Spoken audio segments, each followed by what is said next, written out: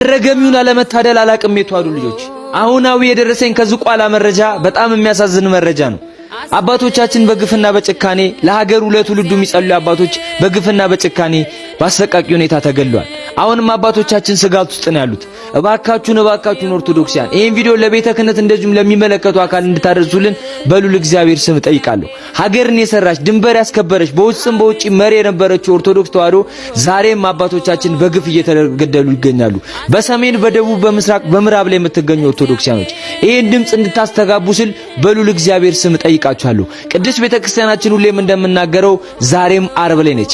እንግዲህ ለሀገር የሚጸልዩ አባቶቻችን መነኮሳት አባቶቻችን ምንም የሚያውቁት በግፍ እየተገደሉ ይገኛሉ። እባካችሁን ፍትህ ለነዚህ አባቶች ልንጠይቅላቸው ይገባልና ይሄን ቪዲዮ ላልሞቱ ለቀሩ አባቶቻችን ኮፒ ሊንክ፣ ሼር፣ ሪፖስት እያደረግን እንድረስላቸው ለማለት ፈልጋለሁ። በጣም የሚያሳዝን መረጃ ነው እየሰማን የምንገኘው። የአባቶቻችን ረዴታቸው በረከታቸው ይደርብን። እኛም እንደ ሰማዕቱ እንደ ቅዱስ ጊዮርጊስ እንደ ሰማዕቱ እንደ ቅዱስ እስጢፋኖስ እስከ ሞት ለመታመን ያብቃን ለማለት ፈልጋለሁ። እነዛ የሊቢያ ሰማዕታት እነዛ የሻሸመኔ ሰማዕታት ለነዚህ ለኦርቶዶክሲያኖች ምስክር ናቸው። እንግዲህ አሁንም የአባቶቻችን ደም መፍሰሱ አልቆመም። ቤተክርስቲያን በአራቱም አቅጣጫ እንደ ችቦ እየነደደች ትገኛለች። በሰላም ወጥተው ኦርቶዶክሲያኖች በሰላም መግባት አልቻሉም። አሁንም ይሄን ድምጽ ለዓለም እንድታስተጋቡልኝ ይፈልጋለሁ።